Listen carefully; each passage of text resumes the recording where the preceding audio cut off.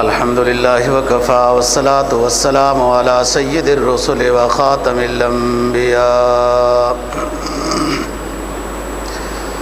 وعلى آله وأصحابه الذين أوفوا عهدا الذين هم خلاصة العرب الأربع وخير الخلائق بعد الأنبياء. أما بعد فأعوذ بالله من الشيطان الرجيم. بسم الله الرحمن الرحيم. طه ما أنزلنا عليك القرآن لتشقى إلا تذكرة لمن يخشى. قال النبي صلى الله عليه وسلم إن الله تعالى جعل الحق على لسان عمر وقلبه. صدق الله العظيم وصدق رسوله النبي الأمي الكريم ونحن على ذلك لمن الشاهدين والشاكرين والحمد لله رب العالمين. 16واں پارہ سورہ طٰہٰ کی ابتدائی آیت کریمہ تلاوت کی ہے اور جناب نبی پاک صلی اللہ علیہ وسلم کا ایک فرمان تلاوت کیا ہے جس کو امام ترمذی نے روایت کیا ہے. طٰہٰ حروف مقطعات میں سے ہے. ان کے معنی اللہ اور اس کے رسول جانتے ہیں. بخاری کی ایک حدیث میں ہے کہ طٰہٰ رسول پاک صلی اللہ علیہ وسلم کا صفاتی نام ہے. اللہ رب العزت فرماتے ہیں ما انزلنا علیک القرآن لتشقى. اے نبی ہم نے قرآن مجید آپ کے اوپر اس لیے نازل کیا ہے کہ تذکرۃ لمن یخشی، ان لوگوں کو نصیحت کریں جو نصیحت حاصل کرنا چاہتے ہیں، قبول کرنا چاہتے ہیں، ان کو نصیحت فائدہ دے گی.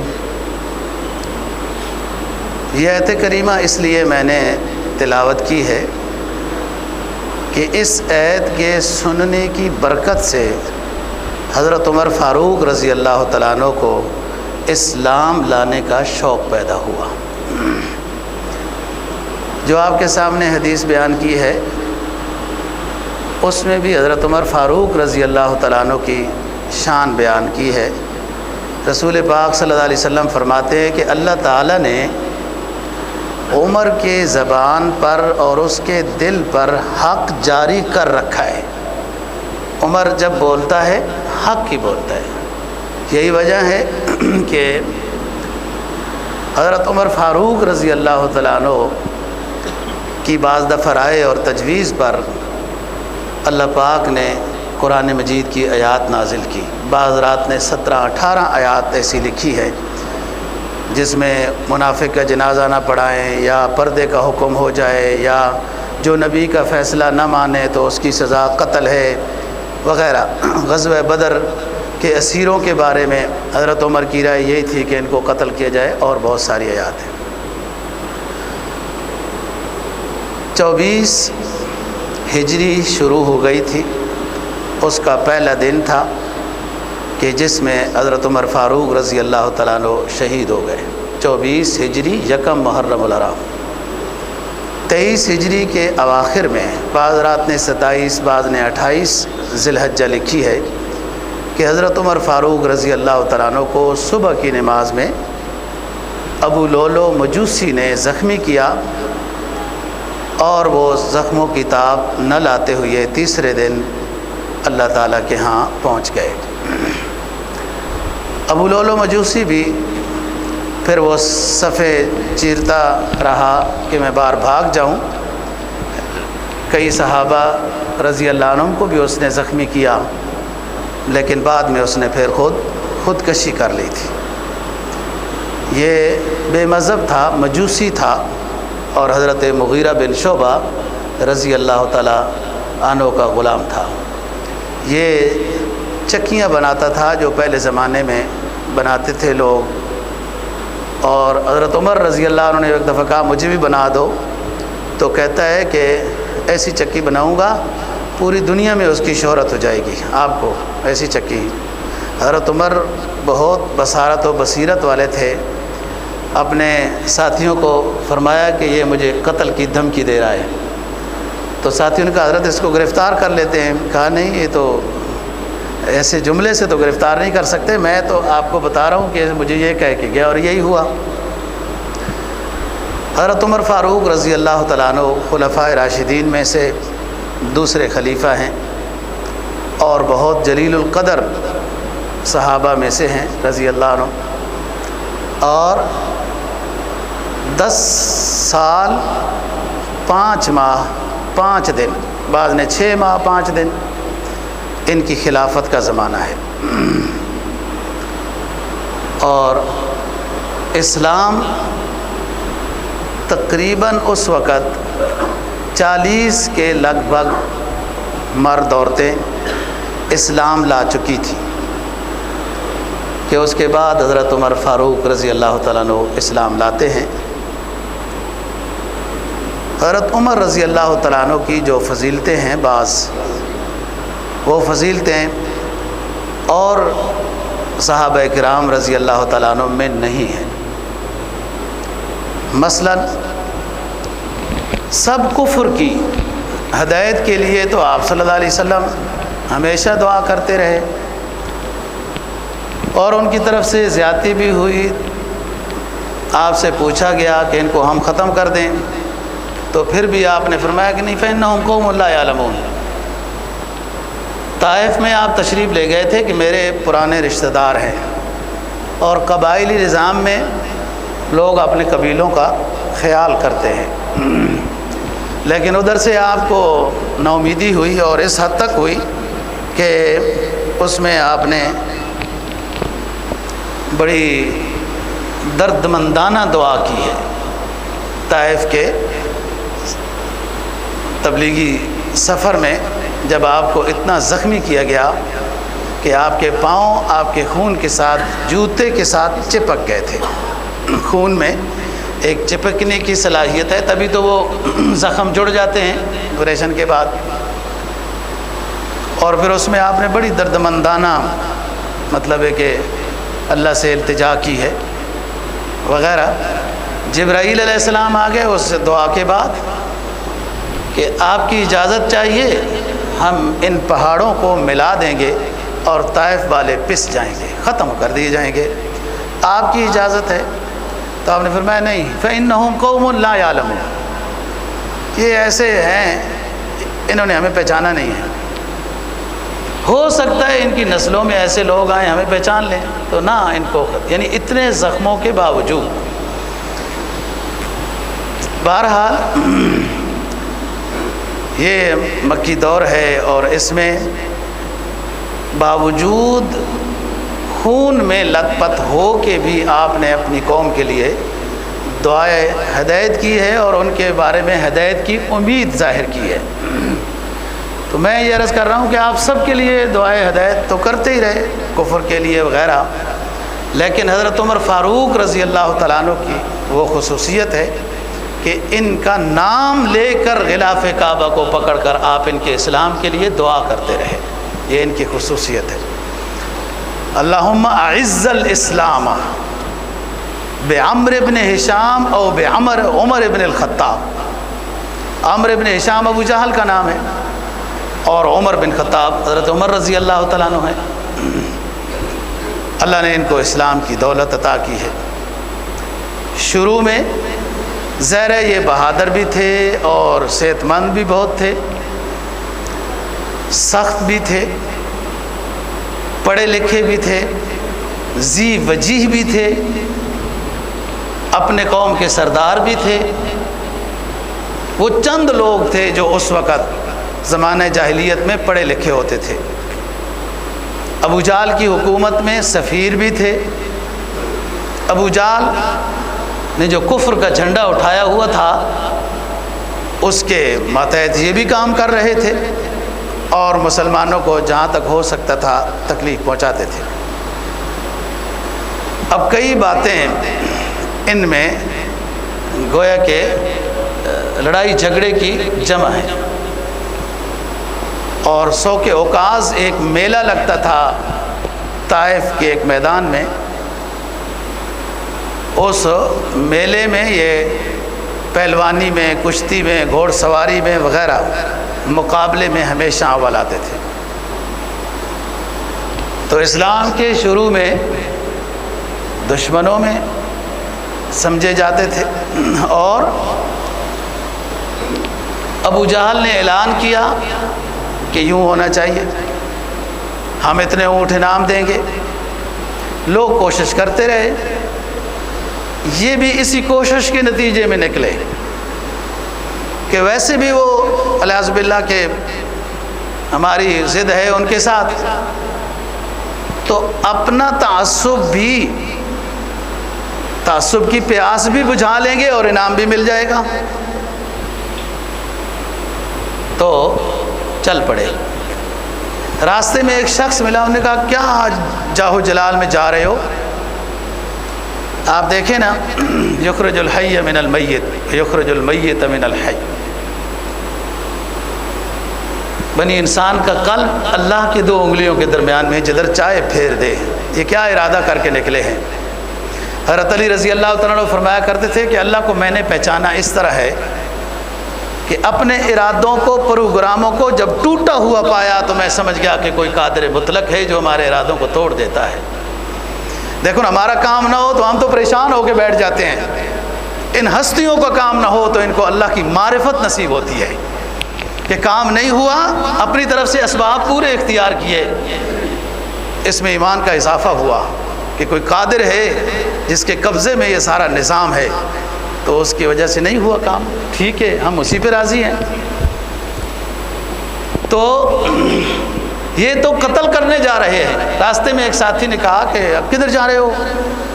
کہا آج جو دعویٰ کرتے ہیں نبوت کا، تبلیغ کرتے ہیں توحید کی، ان کو ختم کرنے جا رہا ہوں. کہا ان کو بعد میں ختم کرنا، پہلے اپنی بہن اور بہنوئی کا حال احوال معلوم کر لو. یہ واپس آئے. سب سے پہلے بہنوئی کو مارنا شروع کیا، جن کا نام سعید بن زید ہے. اور یہ سعید بڑے اونچے لوگوں میں سے ہیں اور عشرہ مبشرہ میں سے ہیں.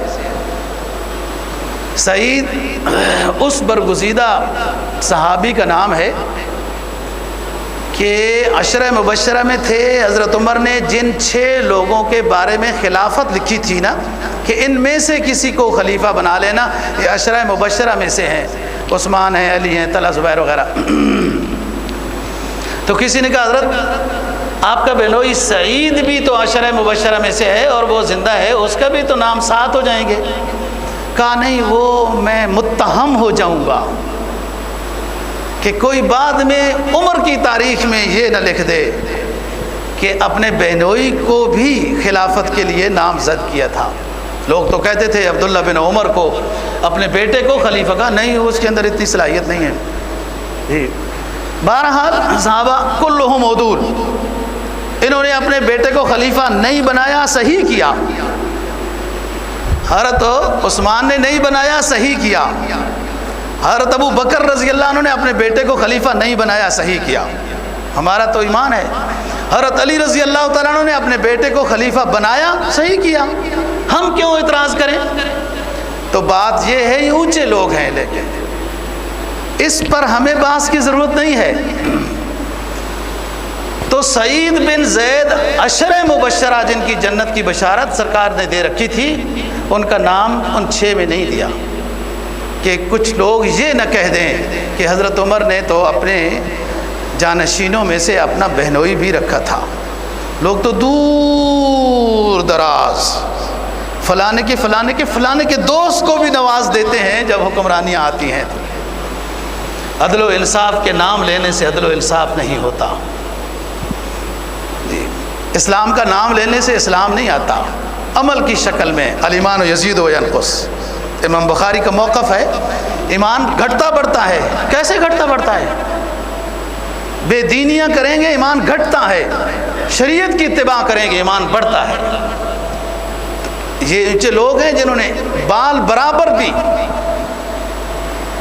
سوچ کر قدم رکھا کہ کہیں شریعت کے خلاف نہ ہو جائے، خلاف اولا نہ ہو جائے، خلاف اولا مستحب کے خلاف نہ ہو جائے۔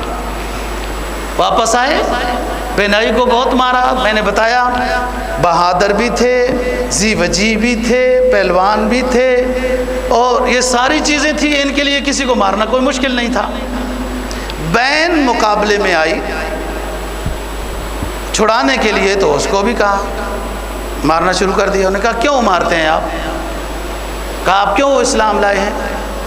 کہا اسلام تو جب بندہ لا چکا ہوتا ہے تو جان دے دیتا ہے، اسلام نہیں دیتا۔ یہ وہ مسلمان تھے جنہوں نے جانوں کے نذرانے پیش کیے اور اسلام کے اوپر کوئی حرف نہیں آنے دیا۔ یہ ایمان کی کوالٹی۔ ابھی تو لائے اسلام، ابھی تو لائے نا جی، اتنا زمانہ نہیں ہوا، ابھی ایک آدھ دن ہوا تھا۔ ایمان جب بننے پہ آئے تو اتنا جلدی بنتا ہے، اور نہ بننے پہ آئے تو 70 سال محنت کرتے کرتے بھی ایمان نہیں بنتا۔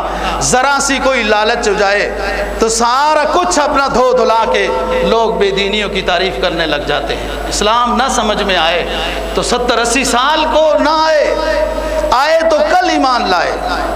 دیکھو نا حضرت موسیٰ علیہ السلام، وہ جب منظر دکھایا جادو وغیرہ، جادوگر سارے سجدے میں گر گئے اور ساتھ اعلان کیا برب ہارون و موسیٰ، تاکہ فرعون کو صرف ہم کہیں نا کہ رب العالمین پر ایمان لایا، فرعون تعویل نہ کر دے کہ میں ہی تو رب ہوں، اس نے بھی تو دعویٰ کر رکھا تھا انا ربکم الاعلیٰ، ساتھ تشریح کی ہے۔ جادو وہ تھا جو ہم نے کیا، جو پیغمبر نے دکھایا وہ جادو نہیں تھا، کوئی اور چیز تھی، لہذا ہمیں حقیقت سمجھ میں آئی۔ فرعون نے کہا لَأُصَلِّبَنَّكُمْ فِي جُذُوعِ النَّخْلِ وَلَتَعْلَمُنَّ أَيُّنَا أَشَدُّ عَذَابًا وَأَبْقَىٰ، میں تمہیں ایسی سزا دوں گا یاد رکھو گے، تو یاد رکھو گے۔ یہ حکومتیں بڑھ کے مارتی ہوتی ہیں نا، ہم ایسی سزا دے بھی صحیح نا، اب تک سوچ کیا رہے ہو، کتنے کے جرم اور دیکھنے ہیں۔ اس نے بھی ایسی بڑک ماری جیسے مارتے ہوتے ہیں بادشاہ۔ لَأُصَلِّبَنَّكُمْ فِي جُذُوعِ النَّخْلِ وَلَتَعْلَمُنَّ أَيُّنَا أَشَدُّ عَذَابًا وَأَبْقَىٰ۔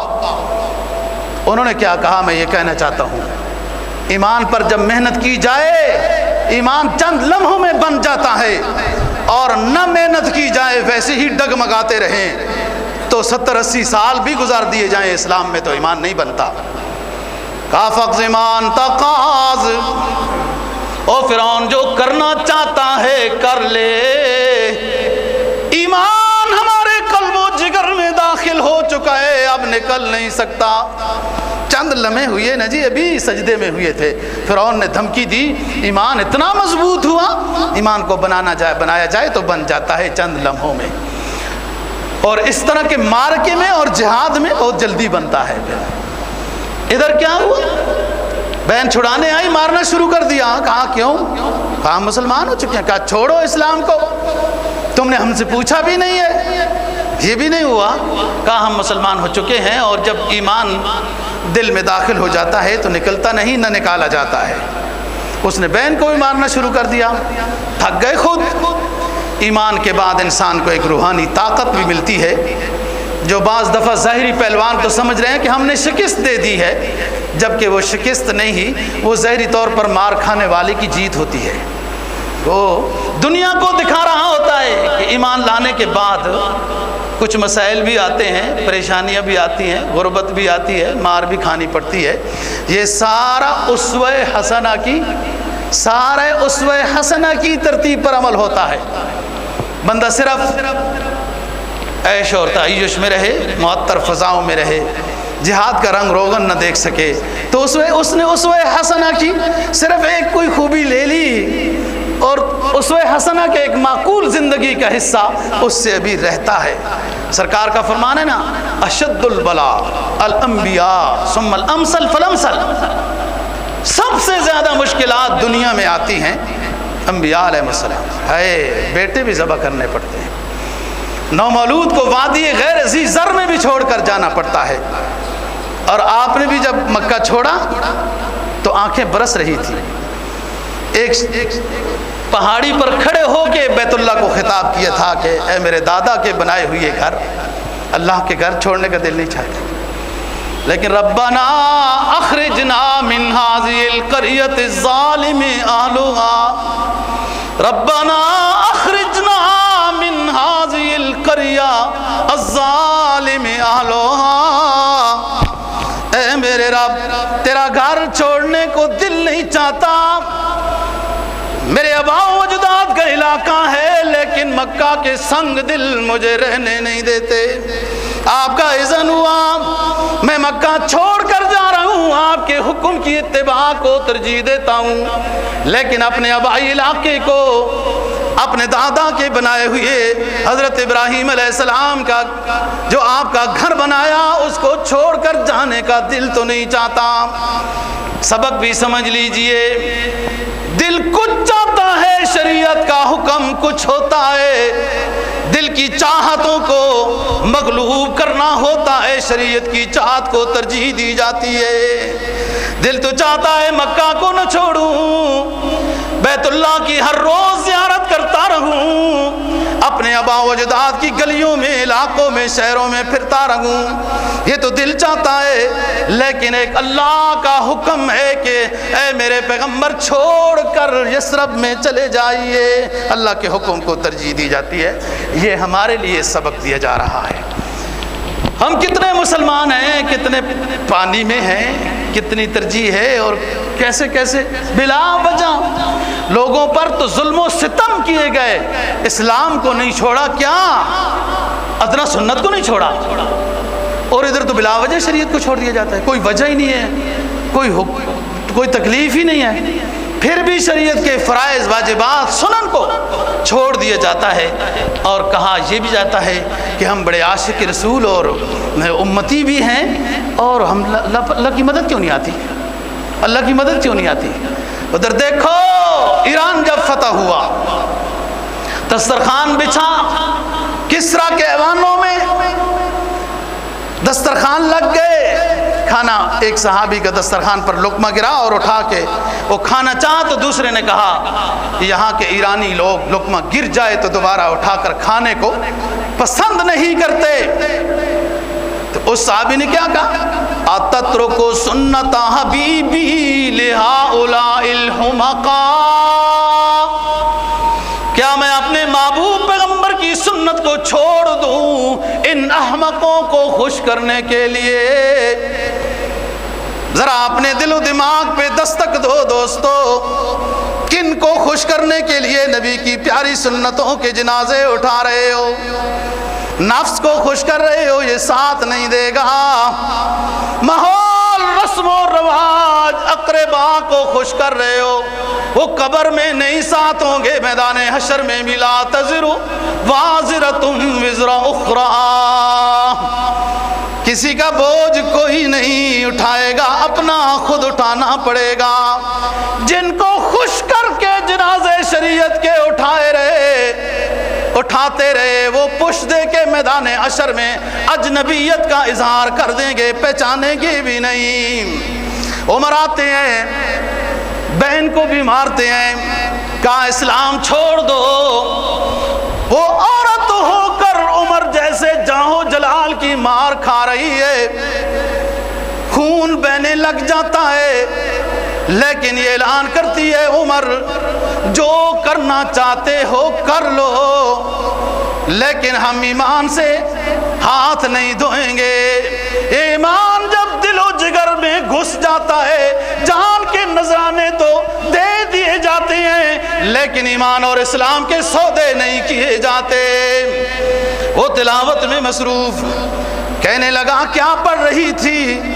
وہ پڑھنے لگی طٰہٰ ما انزلنا علیک القرآن لتشقى الا تذکرۃ لمن یخشی، یہ اس نے آیات کی تلاوت کی کہ ہم نے اے حبیب آپ کے اوپر یہ اپنی آخری کتاب بھیجی مشقت میں ڈالنے کے لیے نہیں، نصیحت حاصل کرنے والوں کے لیے، بڑی دردمندانہ حکیمانہ نصیحت والی کتاب بھیجی ہے۔ عمر کہنے لگا مجھے تو دکھاؤ کس کاغذ پر، کس چیز پر یہ ایتیں لکھی ہوئی ہیں، مجھے تو بتاؤ، دکھاؤ تو صحیح، ہاتھ تو لگانے دو۔ وہ عمر کی بہن فاطمہ رضی اللہ تعالی عنہ بولتی ہیں عمر تم نجس ہو، پلیت ہو،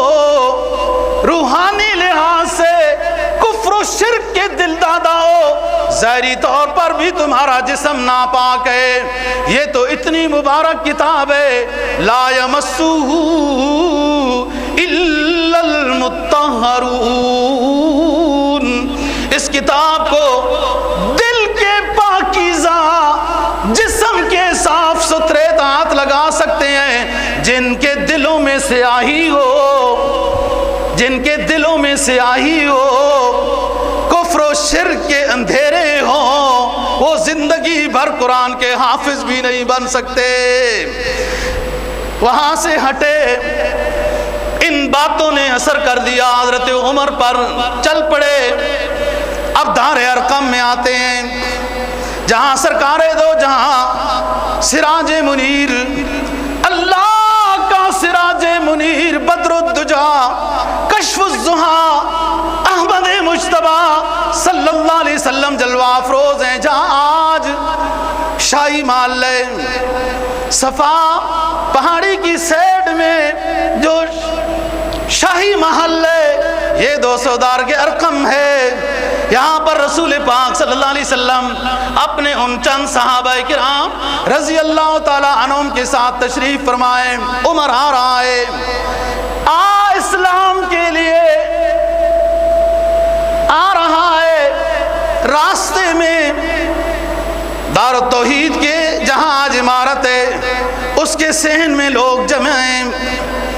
ایک جانور کو، بچھڑے کو گوشت کی خاطر ذبح کرنا چاہتے ہیں. یہ رش دیکھ کر عمر بھی اس گائے کے بچھڑے کی طرف چل دیے. اتنی ہی دیر میں لوگوں نے وہ گائے کا بچہ ذبح کر دیا. لوگ جمائیں، عمر بھی اپنے جاہو جلال کے ساتھ ہیں. کسی کو یہ تو نہیں خبر کہ عمر آج سرکار کے قدموں میں حاضر ہونے کے لیے غلام بننے جا رہا ہے. ادھر اللہ نے ذبح شدہ جانور سے ایک آواز جاری کی جو ایک معجزہ بن گیا. عمر کہتے ہیں میری ہدایت کے لیے زیادہ تسکین کا سبب بن گیا. وہ جانور ذبح شدہ، جیسے حضرت موسیٰ علیہ السلام کے زمانے میں جانور کو ذبح کیا گیا. جانور نے پھر بولا فلانے بندے کا قاتل کون ہے؟ ذبح شدہ جانور نے بولا. حضرت موسیٰ علیہ السلام کے زمانے میں آج بھی جانور گائے کا بچہ بول رہا ہے. سرکار دو جہاں صلی اللہ علیہ وسلم کے زمانہ نبوت کے بعد کیا کہتے ہیں؟ یا اعلیٰ دریغ امر نجیح رجل یسیخ بلسان فصیح یدعو اشہد ان لا الہ الا اللہ. وہ جانور ذبح شدہ حرم کے صحن میں بول رہا ہے. حضرت عمر سن رہے ہیں. وہ کہتے ہیں او مکہ والو، ایک نجات کی بات بتانا چاہتا ہوں.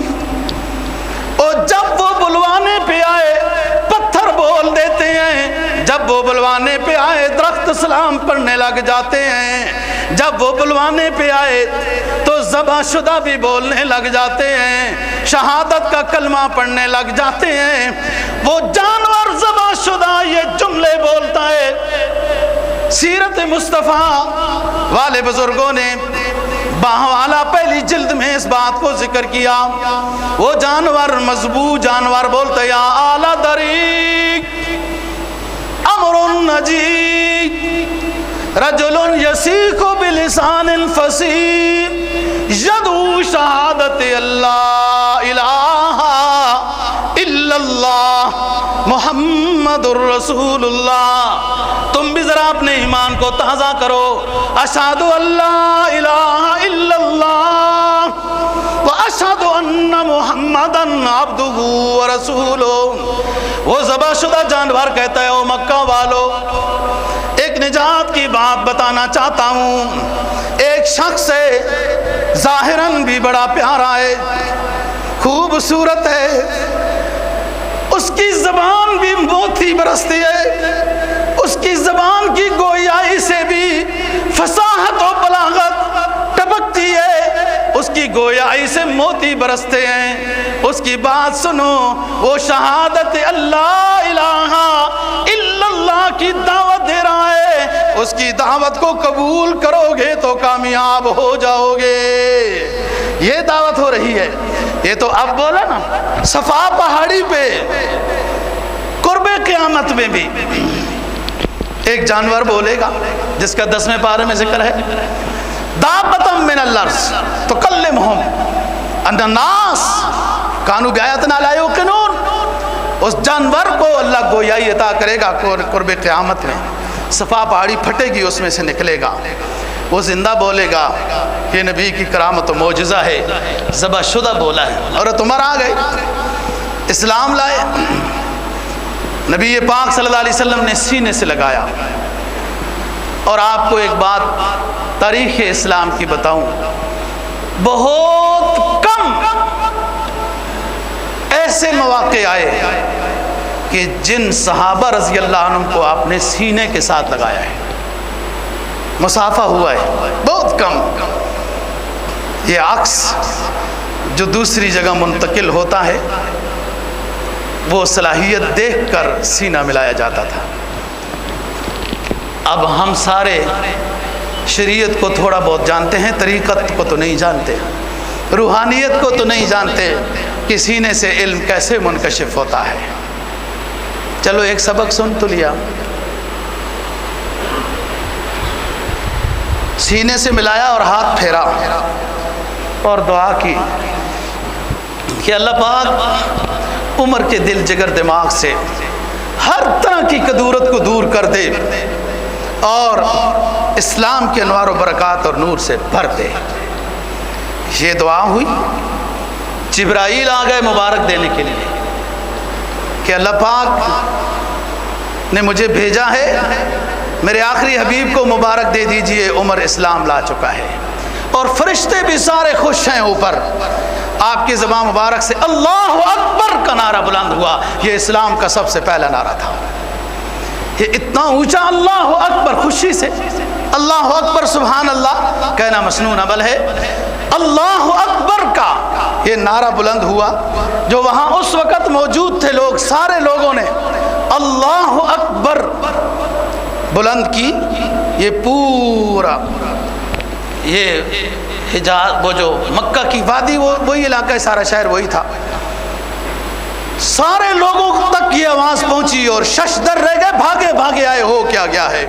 اور ساروں کو سمجھ آ گئی کہ آج اسلام کو اللہ نے شان و شوکت عطا کی۔ عمر قابل، عمر مقبول، عمر قابل و عمر قبول، عمر مقبول، عمر دعائے پیغمبر، عمر مراد رسول۔ یہ خصوصیت ہے حضرت عمر فاروق رضی اللہ تعالیٰ عنہ کی کہ نبی پاک صلی اللہ علیہ وسلم نے اللہ سے مانگ مانگ کے یہ لیا، اور پھر انہوں نے کام بھی ایسے کیے، ایسے کام کیے ہجرت سے کے بعد، ہجرت سے پہلے، خلافت سے پہلے، خلافت کے بعد۔ اور حضرت عمر فاروق رضی اللہ تعالیٰ عنہ سے نبی پاک صلی اللہ علیہ وسلم بہت خوش رہے۔ حدیث میں آتا ہے ایک دفعہ آپ داخل ہوئے مسجد نبوی میں، تو دائیں طرف ابو بکر تھے اور بائیں طرف عمر تھے۔ آپ نے دونوں کے ہاتھ پکڑے، صحابہ بیٹھے ہیں، دونوں کے ہاتھوں کو یوں اونچا کیا، کہا لوگوں دیکھو، ہاکذا نبعث یوم القیامہ، میرے ساتھ ابو بکر، میرے ساتھ عمر رضی اللہ عنہما، میدان حشر میں ہم یوں ہی دونوں اکٹھے اٹھیں گے۔ یہ سارے، یہ بشارت بھی ہو گئی، برات بتا بھی دیا کہ میرے ساتھ قبر میں، میرے روزے میں، میرے دائیں بائیں سونے والے کون ہوں گے، اور ہم اسی طرح اٹھیں گے۔ وہ دنیا بے شک وَلَوْ كَرِهَ الْكَافِرُونَ پریشان ہوتی رہے، نبی پاک صلی اللہ علیہ وسلم نے بشارت دے دی اور ایسا ہی ہوا۔ حضرت عمر فاروق رضی اللہ تعالیٰ عنہ کا خلافت کا زمانہ آتا ہے، عدل و انصاف اور امن و سلامتی کا وہ معیاری زمانہ ہے۔ دنیا مثال دینا، مثال پیش کرنا اس کے لیے کہ اس طرح کچھ لا سکے، بہت مشکل ہوا۔ اور یہ ایسا نہیں، آپ اپنی دعاؤں میں ایک دعا مانگتے تھے، اللہم ارزقنا شہادتاً فی سبیلک وَأَمُتْنَا فِي بَلَدِ نَبِيِّكَ وَاقْبُرْنَا فِي قُرْبِ نَبِيِّكَ۔ اے اللہ عمر کو شہادت کی موت عطا کر اور اپنے حبیب کے شہر میں عطا کر، اور جب قبر کا مقام آئے، قبر منزل، قبر ملنے کا زمانہ آئے، عمر فوت ہو جائے، شہید کر دیا جائے، تو عمر کو نبی کے پہلو میں قبر بھی عطا کر۔ حضرات صحابہ سوچتے ہیں کہ یہ شہادت بھی مانگتے ہیں، مدینہ طیبہ میں مانگتے ہیں کہ اس سنت پر بھی عمل ہو کہ میرے حبیب کی موت مدینہ طیبہ میں ہوئی، اور پھر آخری دعا یہ بھی کرتے ہیں کہ میری قبر بھی نبی کے پہلو میں ہو۔ صحابہ سوچتے ہیں، حضرت عمر فاروق رضی اللہ عنہ آخری حج سے جب واپس آئے، ذی الحجہ کے مہینے میں مدینہ میں پہنچتے ہیں، آپ کی صبح کی نماز دوستو اتنی لمبی ہوا کرتی تھی، اتنی رقت آمیز، آنسوؤں سے لبریز ہوا کرتی تھی۔ آنسو تو کمزور عاشق کے نکل بھی جاتے ہیں، جو حقیقی عاشق ہوتے ہیں ان کے دل روتے ہیں۔ یہ صبح کی نماز میں اتنی گریہوزاری سے مصروف عمل ہیں کہ ان پہ حملہ ہو گیا، زخمی ہو گئے، صرف اپنا خلیفہ بنایا عبد الرحمن بن عوف کو کہ نماز پوری کرائیں، اور پھر آرام میں چلے گئے۔ پوچھا مجھے زخمی کرنے والا کون؟ بتایا گیا ایک کافر تھا۔ کہا الحمدللہ عمر پر وار کرنے والا ایک مسلمان تو نہیں تھا، کافر تھا، لوگوں اس کو کچھ نہ کہنا۔ ساتھیوں نے کہا اس نے اپنے آپ کو ختم کر دیا، خودکشی کر دیے۔ زخموں سے تاب نہ لاتے ہوئے 2-3 دن انہی پریشانیوں میں رہے۔ کہا میری درخواست حضرت عائشہ صدیقہ رضی اللہ تعالیٰ عنہ سے کر دینا کہ مجھے بھی اپنے ابو کے ساتھ، اپنے شوہر کے ساتھ انہی کے روضے میں قبر کی اجازت دے دی جائے۔ امی عائشہ نے کہا میں نے تو اپنے لیے یہ جگہ رکھی ہوئی تھی، لیکن مسلمانوں کے امیر المؤمنین کو ترجیح دیتی ہوں۔ کوئی بات نہیں، میں جب دنیا چھوڑوں گی جنت البقیع میں آرام کر لوں گی، لیکن مسلمانوں کے عدل و حریت کے بادشاہ کو اپنے اوپر ترجیح دیتی ہوں۔ لوگوں نے پیغام دیا حضرت عمر کو کہ امی نے اجازت دے دی ہے۔ کہا نہیں، ابھی میرے سانس باقی ہیں، میں ابھی امیر المومنین ہوں، ہو سکتا ہے میری بادشاہی کا کوئی لحاظ رکھ لیا ہو تب اجازت دی ہو۔ جب میری روح قفس عنصری سے نکل جائے پھر میری لاش روضے رسول کے پاس رکھ دینا، پھر اس کے بعد امی عائشہ سے پوچھنا، اس وقت میں تو خلیفہ نہیں ہوں گا، جب اس وقت وہ اجازت دیں گی تو مجھے نبی کے روضے میں دفن کر دینا، اگر اجازت نہ دی تو کوئی ناراضگی نہیں، جنت البقیع میں دفن کر دینا۔ اللہ تعالیٰ دوستو دین کی سمجھ نصیب فرمائے اور ان ہستیوں کے نقش قدم پر چلنے کی توفیق نصیب فرمائے۔ واخر دعوانا